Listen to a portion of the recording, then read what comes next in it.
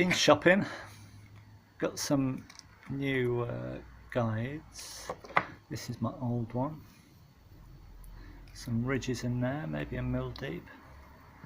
This is the new one. Got an extra little stiffening rib in there,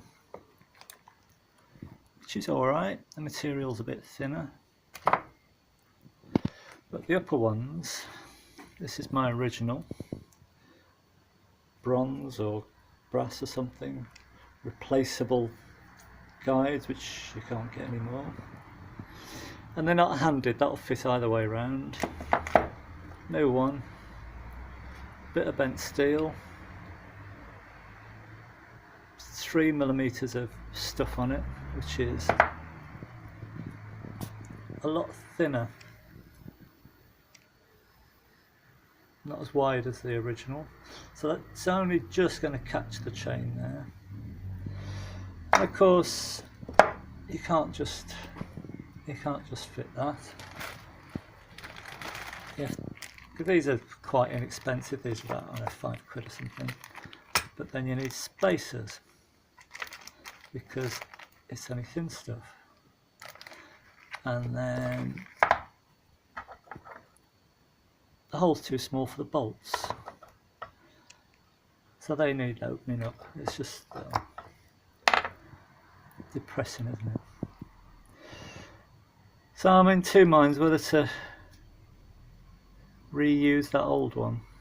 It's a much nicer product.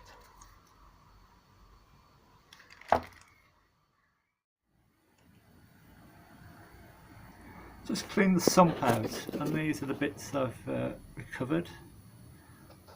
Some of them are certainly split pins, some of them look a bit bigger than split pins.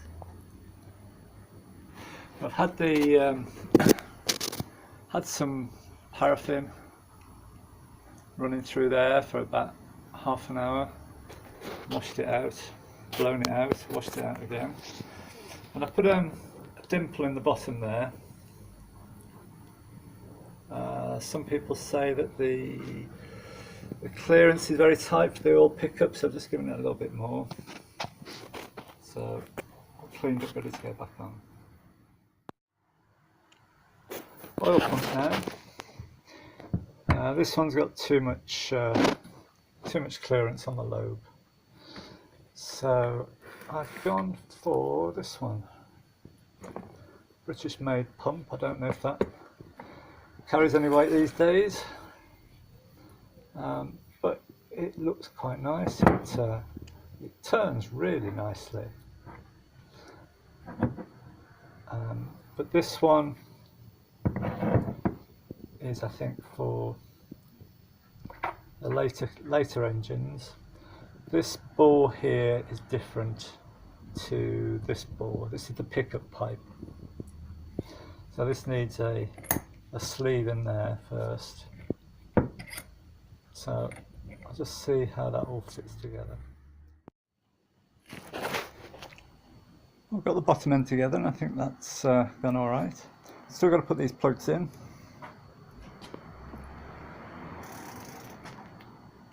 But that turns over all right.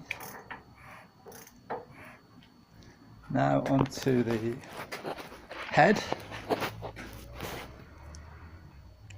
So I think if I've got one suggestion is try and get more organised than me. I thought I was organised, but there's still things that you can't remember where it goes, so I've tried to be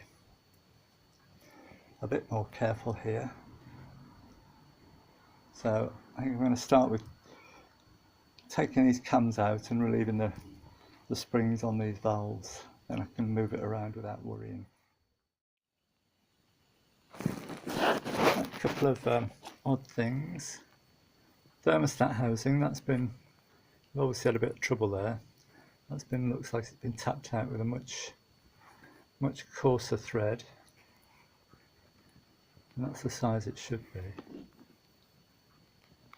The thermostat that's come on,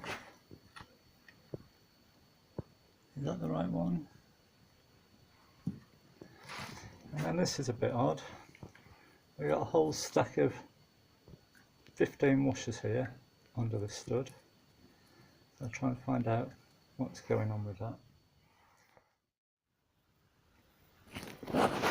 Having a bit of struggle with this. This is the inlet manifold, and I had a lot of trouble getting the carbs off. I had to, there's a fibre insulator goes between the carb and the manifold, and I had to chisel through, get a little fine chisel and chisel down to the stud to loosen it to get it off, because they were rock solid, and of course this is solid as well. But I've soaked it and heated it and soaked it and heated it and soaked it and heated it, and I'm just trying the studs. These came out extremely easily. That one was still tight, but I'm working up to this end, which this is the difficult end, because they seem quite furry down these holes. So, I mean, if we've got corrosion all the way down that tube, that's going to be a bit of a pig. But I'll crack on. Not going too badly. So these 4 are out. These 2 are a problem because I can't get 2 nuts on there. I have seen people screw a nut on and weld it on. Possibility. That's an emergency measure, I would say. This one's out. This one's out. This is the one that was in there, and that I think was probably one of the worst ones to get out. I suspect this is a mounting bolt. I can poke a wire down there, and it's that sort of length. But this had been, I think somebody trying to get the thermostat off broke a stud. I'm expecting to find a broken stud down there. So we've got maybe a broken stud, this one which I can't get 2 nuts on, and these 2.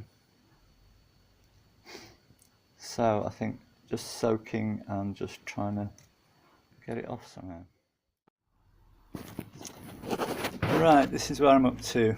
These are carburetor studs, and as you can see I've had a small catastrophe there. And I'm just working on this one. This is the last one on here, and these 2 are obviously really tight. Mole grips knacker the stud, but they give you a good backwards and forwards wiggle. And if you put a pointer on, it's easier to see how much you're progressing.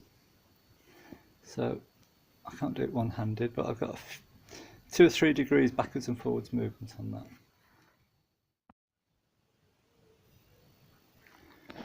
So, freed that one eventually. I must have heated that 30 times, and it still won't come out, but it's free of the head, so I'll have to knock that out later. And I've just got this one now. The manifold is loose, so I'll heat this up again and try and lever it off.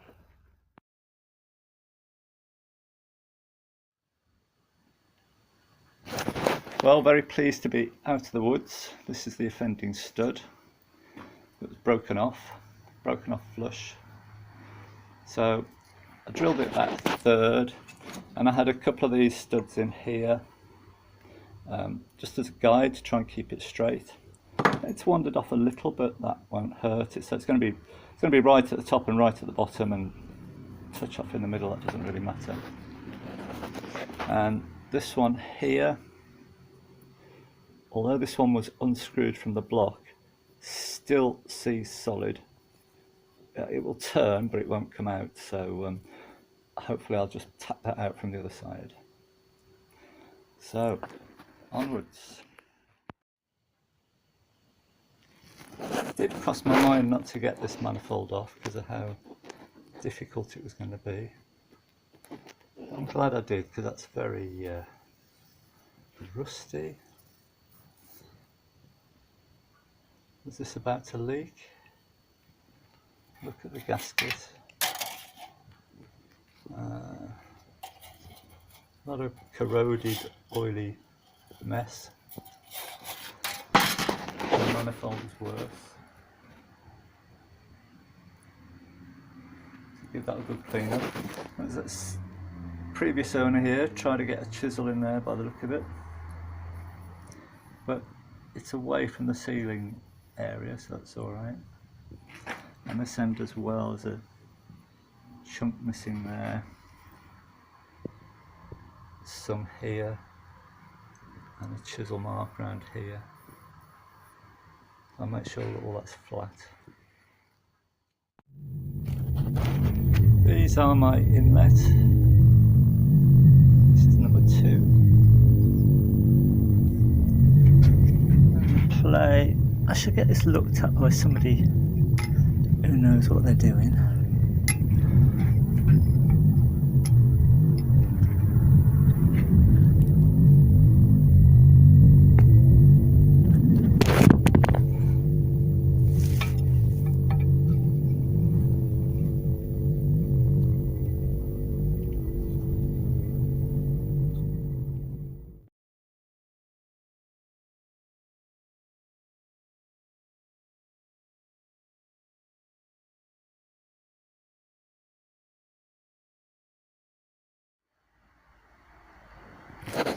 I'm going to give this a go, polishing the front of the head.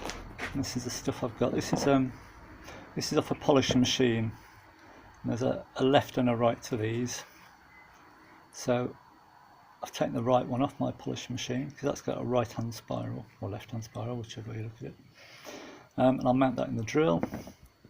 And then these are polishing mops of various grades. This one's quite coarse, and this is a soft one. This is used for polishing inside rings. That might be handy to go in there. And a couple of polishes. I call this grease polish. Quite a coarse polish. And then this one, which you're probably familiar with, Jeweler's Rouge. So that will go on the soft mop for final polish. And I've actually had a file on this section here because you want this bit to be quite nice. This looks like it's been bashed with a hammer. So I've filed it, then 180, then 400, then 800, and 800 down here. It depends how fussy you are, but I like this to be nice, and this I'm not so worried about. So I paid more attention to this bit here. So I get the polish on it and see how it looks. But it's very easy with these mops here to go a bit mad and take the corners off here, so you want to be very careful on those edges. Anyway, that's good enough for me. There's still some little divots in there, and there's quite a big one there. I'm going to leave that. I don't want to take off too much stuff. I don't feel too guilty in doing the bits that show more. I mean, that's what Jag did. I mean, this bit here has never been polished. He only did to here, this section. So that'll be alright for now.